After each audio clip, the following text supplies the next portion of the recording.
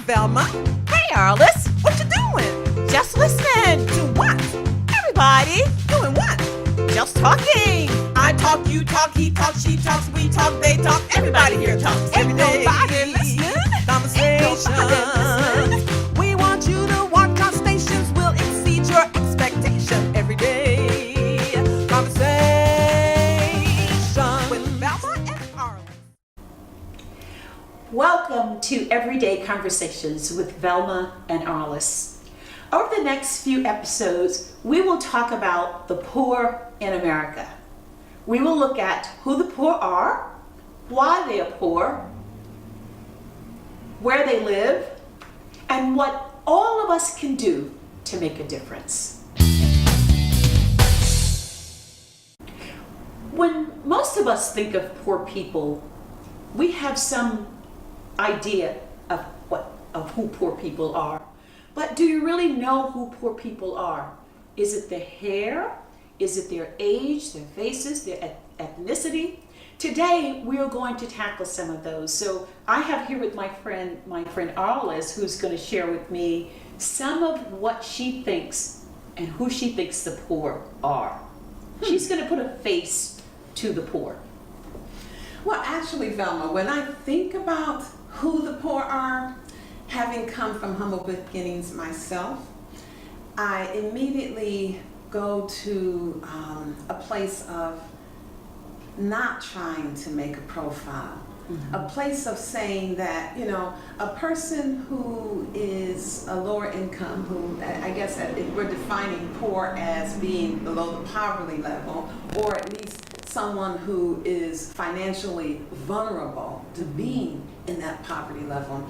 When I think of the face of the poor, oh my, it's just all kind of faces that cross my mind. I see all kind of faces. I see young, I see old, I see people of all races and all sizes. I don't think you can just look out there and say, you know, that particular person is living poor. One of the things that fascinated me when I was doing some research on this project is I looked up information from the Brookings Institute, and they do a lot of studies on the poor. And one thing that fascinated me, because I didn't know this, is they indicated that over 46 or 45.6 million people in America fall into the poor category. And then when I looked at some of the detail of who they were, I was just startled. And I don't know if you kind of know some of the details in the breakdown of who the poor are, but I was shocked when I found out that 15 million of the poor people are children. And that's so sad. And that's so sad because one thing that I'll say, you know, that I distinguish, there's a big difference in being poor as a child and being poor as an adult. As a child, I was poor. And what that did is that meant that you didn't get to go to the dentist when you needed to. You didn't get to go to the doctor. You didn't actually get to experience a lot of the things. And as a result, I really did have difficulty having to live in a poorer neighborhood, having to go to a school where there were a lot of issues and a lot of things we didn't have because everybody around me was poor. So starting off as a poor child, I think that's much different than ending up poor as an adult, and which I never experienced that, but I definitely know adults who have by some way, shape or form ended up.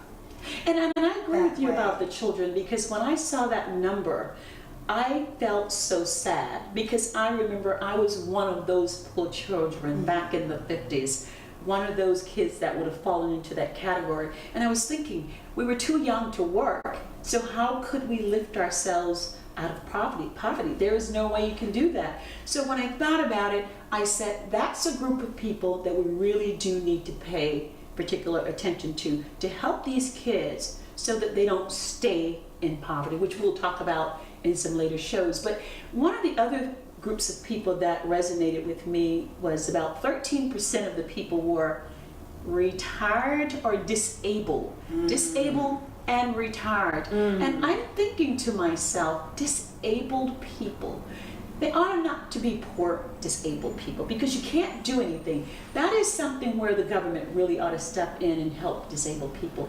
And then retired people.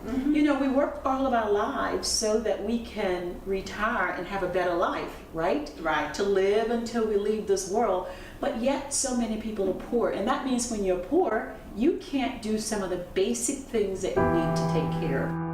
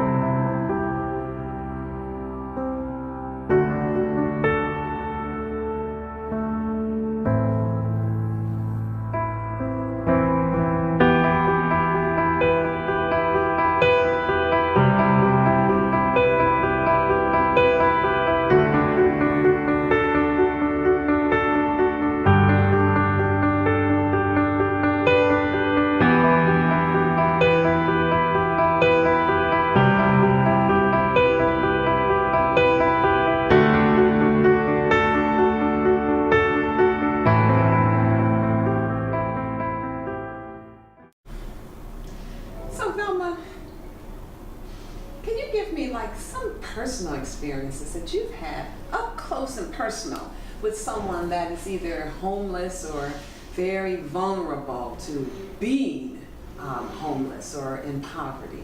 Have you had some personal experiences? Oh, can I name the reasons and the ways and the people? In my own family, yes. And as I talk to you all the time, a lot of them are still in poverty. But I want to bring it closer to home because I'm here in New York and something really hit me. It was in October. I was going to an event with a friend of mine. We got off the train on 34th Street and we started walking across 34th Street, headed to the west side. I couldn't believe my eyes. From the time we got off the train on 34th Street by Penn Station, all the way across, I must have seen at least 40, 50, probably more than that, of poor people on the street in boxes on the, Oh my gosh. just on the ground. And my girlfriend and I stopped. And then we saw one man, I think he was praying with the poor person. And she said, what is he doing? And I said, he's probably praying with them. And she said, oh my God, there's so many people out here. But there were so many people. And I kept saying to myself, how can we live in a city Right. that's so large and so wealthy with all these wealthy people walking around and so many people on the street? Now, most people would say, but oh, there are shelters and there are whatever. Shelters are not great places sometimes for people to stay. Yes, it's some place for you to go to temporarily. I know because my nephew was in a shelter for a long time. So I wouldn't want to encourage anyone to do that. But I was very saddened by that fact when I saw all those people out there. And then it reminded me of many years ago when I used to volunteer on Thanksgiving Day at some of the shelters. And I remember going to one of the shelters on the Lower East Side and volunteered. And this was a flashback for me when I saw all those people out there because I didn't know their circumstances, and that's part of what we were talking about today, who the homeless are. Yes. And when I went to the shelter to volunteer, I'll never forget, we prepared the foods and helped set the table and everything, and then after all the people from the shelter sat down, we were encouraged to sit down next to a family. And all that evening I had been eyeing this woman with some children. And I sat next to this woman, I don't remember her name, and her children, and started inquiring why she was there, and she told me all the situations, how she ended up there. Her husband got sick, and then lost his job eventually and died. And then later on, her house burned down and she lost her job at IBM. She had a really good job, she told me. And she said it was nothing more she could do but to try to protect her children and bring them to the shelter. And so I said, how long have you been here? She told me she had been there 4 months. She said, but things are looking up.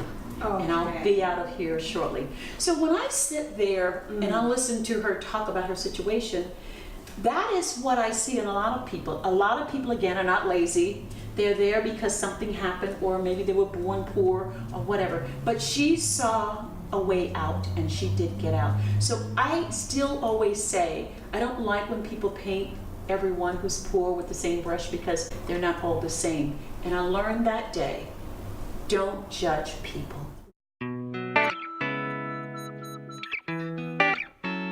And what we're going to do next is we're going to look at the ethnic breakdown by race. Because so many times, this is what I think, most people believe that it's just African Americans who are poor. And that is really not the case. There are so many other groups that fall into this category, and the African Americans are not on the top. So what we're going to do right now is we're going to look at why do people perceive African Americans as the poorest group of people? Why do you think they paint us with that brush? Well, if I look historically, I would say because historically we were poor. In fact, it's much more difficult for us to not be poor. And that's because so many of us start off poor. And the easiest way to be poor is to start off poor. And so if you go historically, if you're not starting off with wealth, and you're also being discriminated against, which I think is a big part of it, the systemic as well as the actual, just your own experience going to your own job. Right. That it is, it's easier, far easier for us to be poor. So it is understandable that we are not the majority of the poor people because we're only 14% of the population. But I think also when people look and say, oh, I think it's the African Americans who are poor, they want that to be true because they want to try to prevent in some way, I would say, prevent, I would say, the government from giving help to the poor where it's needed. And when I say that, what I mean, if it's black people who are poor, we don't want you to have the help. But if they really understood the real accuracy of the numbers, and they realized, well, there are white people, there are Latino people, there are all kinds of people poor, then they might be more agreeable to the government giving money because now they're included. But I think that is why it's so important to break this chart down to show people that African Americans are poor, yes, but there are other poor people too. And when you understand that there are other people out there poor, then maybe you'll be more open-minded and say, you know what, well, maybe the government should help people, especially poor children. And I don't care if they are Latino, Caucasian, African American, or whomever, then you'll be more understanding. But until you understand how it breaks down, it's really hard for you to, come out and say, well, oh, they should get the help, or they should get the help. And when you're saying they. I'm talking about the government. Sure. I'm talking about those people who are in positions to make a difference. Those people who are writing legislation and writing laws and rules. That's who I'm talking about. Absolutely. Absolutely. And that's the systemic, that's where it's keeping the system in place that keeps people from being able to thrive and to grow and to evolve out of it. That's right. And I think that's a great point to make. There is so much information on this subject. But one of the pieces also that I found really fascinating is the family structure.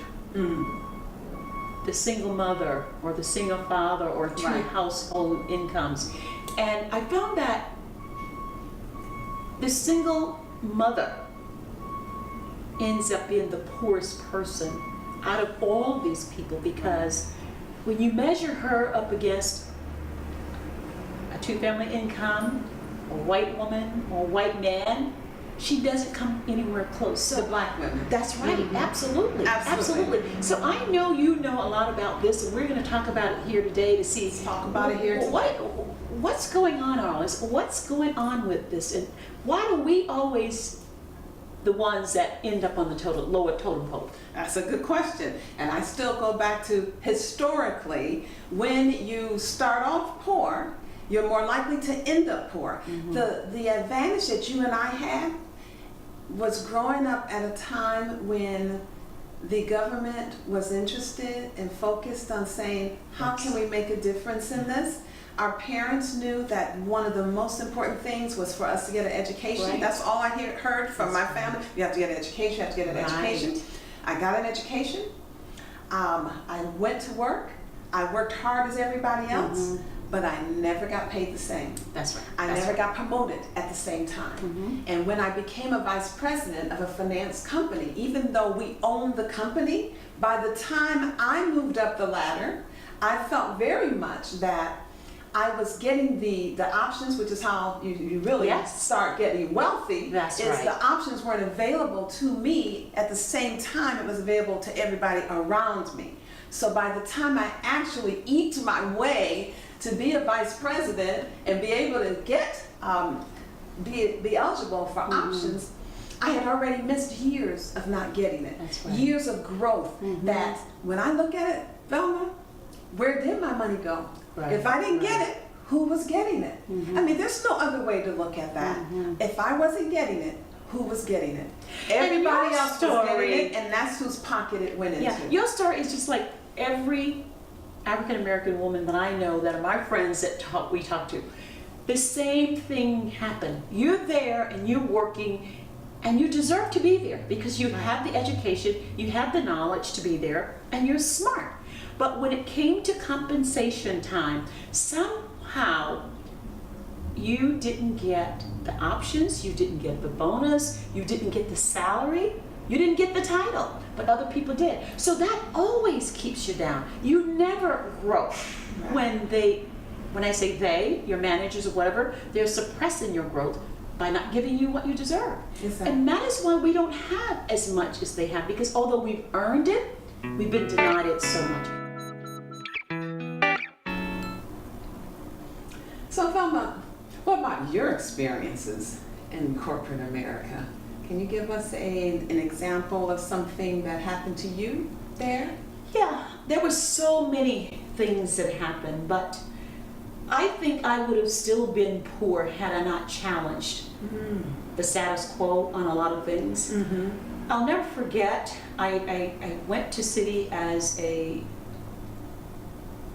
management associate. They brought in all these people, young people, to be the cream of the crop. And I joined with a lot of people right out of graduate school. We all got promoted the first time, and then the second time we got promoted, and we were all doing the same work basically, and doing great work and making those accomplishments. And then the next time around, all of them were getting promoted, and I didn't get promoted. And I looked around and wondered what had happened. Right. I was shocked. So rather than stew about it, I remember going to my manager and saying, I don't know what happened here. I should have been promoted because I did all of these things. And again, I learned already to show accomplishments. Don't just talk about them, but show them. And I've done pretty much what everybody else had done. I've done an excellent job. And when I sat with him and showed him what I'd done, he said to me, I didn't know you wanted to be promoted. I was shocked. Who wouldn't want to be promoted? Right. I was shocked because I don't think the other people had to be asked to be promoted. So why should I? But I learned a lesson from that. If I want to stay poor, Right. I have to close my mouth and never confront anybody. But I learned that day that you will be confronting people the rest of your life here in this company. And I did. And I did get promotions, and I got the bonuses, and I got some options. Not as much as I should have gotten. And certainly timely? Were they timely? Never. I had to always go, and they say, oh, I forgot to give this to you, and this person, I was trying to bring your salary up to this person's, that's why you didn't get as much as this person. So there were so many things that I felt could have really kept me from moving ahead in corporate America. But I didn't let it. So I understand what other people are going through and why people don't get out of that level of poverty, because even when you deserve it, you don't get it. And even sometimes when you open your mouth, you don't get it. But you still have to ask, and you still have to keep producing. And so that is what I did. And I'm so grateful, because by rising up from that poor position, I was able to help a lot of people in my family who would still be poor, and some still are, but I was able to help so many people. And I keep thinking, if I hadn't been in a position to help, I don't know what would have happened to them. So I'm grateful that I had a big mouth, and I opened my mouth, and I will always open my mouth when it comes to my well-being and my family's well-being, and anything that's going to help to catapult me to the next level, I'm going to open my mouth. And that's what I would say. Opening your mouth. That's right.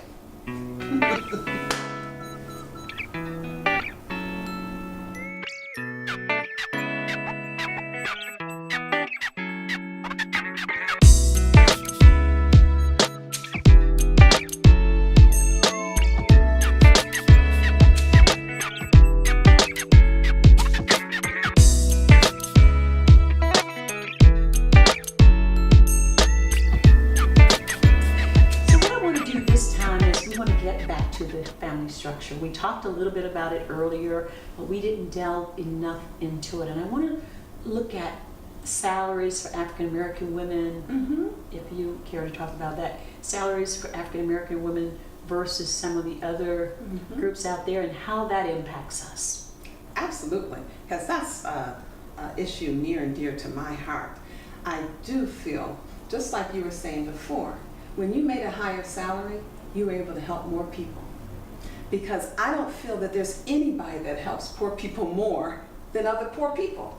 That's right. Because who do you think are feeding the people who can't go and get, housing, or can't go get a job because maybe they have a record? Right. Who do you think is feeding them? Their mom is still feeding them, because they still have to eat. You know, when they come back, the girlfriends are still feeding them. When they come back, the sisters and the aunties are still feeding them. So yes, when we're trying to build wealth, if I'm making more money, then I help more people. I had to help, my sisters and my brothers. I helped willingly, happily, and my nieces and my nephew, I would help whenever I could.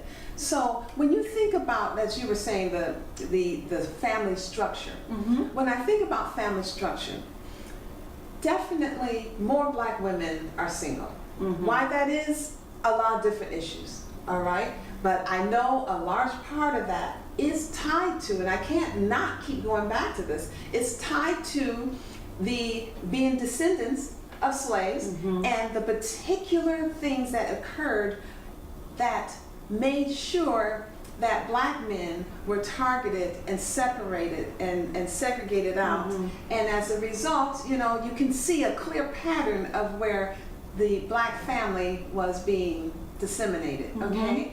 So structure-wise, many Black women hid the household, as in my family. I'm divorced. I hid my own household, but like I said, fortunately, I did have more of an income. But if I were making the amount that I feel would have been fair, considering what I was doing, I would have more now when I'm trying to send my kids to college.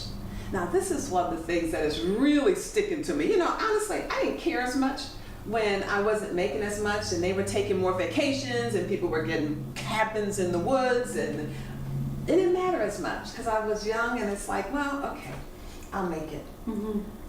But now it matters, because the money that I didn't get that went to other people is what I can't use now to send my kids to college. That's what matters to me. Is right now, here I am, 60, over 60, and I'm trying to send my kids to college. It made a difference, the money I didn't get.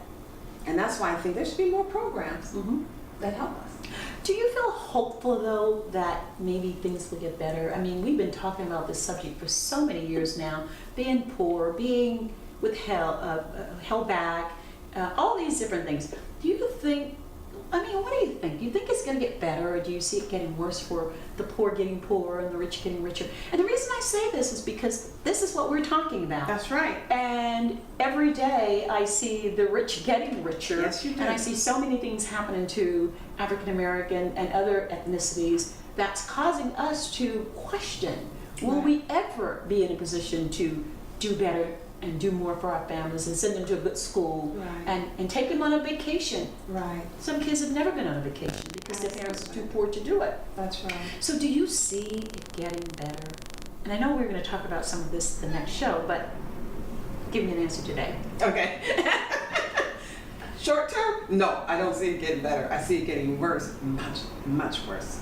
And certainly what is making that happen is not recognizing that it's happening.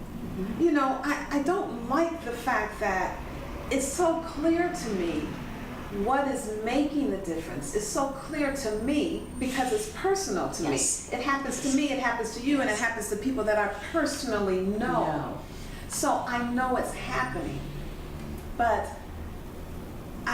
in order for it to change, it has to be more readily accepted that it's happening. And in order for that to happen, I think people have to open their hearts and open their minds. Just as human beings, just open your heart and open your mind, open your eyes and look around you like you were saying. The woman that's in the family who just her husband got sick and she lost her house, and just look around and say, what is really fair? What is reasonable? And if you do that, you, each person, individual, can make a difference in someone else's life. And I think that's what we're supposed to be doing. So who are the poor? They were us. They were us. That's what we're talking about today. Who are the poor? We were the poor. We were the poor. That's right. We were the poor. But we were so blessed to have moved away from that, and we don't think we just did it by ourselves. We had so many people to help us along the way. Absolutely. Absolutely. Thank God for that. And God was always helping. Yes.